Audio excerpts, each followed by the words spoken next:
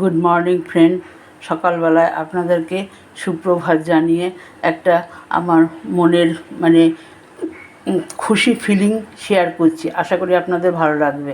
আমার বড় ছেলে আমাকে বলল, পুজোতে মা তোমাকে কী দেবো? আমি বললাম আমার কিছু লাগবে না। তখন বললো না কিছু তো বলো।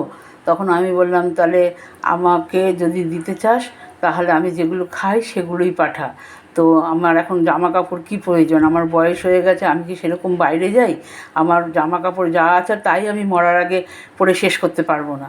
তখন ও বললো তুমি কী চাও? তখন আমি বললাম আমি এই যে আমন্ড, এই দেখুন এই যে এই আমন্ডগুলো ছেলে পাঠিয়েছে, এই যে আখরোট, এই আখরোটগুলো পাঠিয়েছে, এই যে তিল মানে খোসা সমেত মানে সাদা তিল মানে আনপালিশ এই তিল, আর হচ্ছে এই যে মাখানা এগুলো পাঠিয়েছে। এগুলোকে আমি রোস্ট করেছি, সমস্ত রোস্ট করে এগুলোকে আমি এখন গুঁড়ো করব।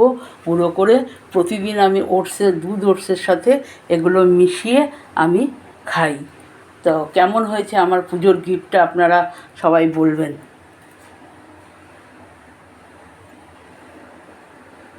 আশা করি আমার মতো যারা বয়স্ক আছেন তাদের আমার মনে হয় আমার এই সিদ্ধান্তটাই ঠিক।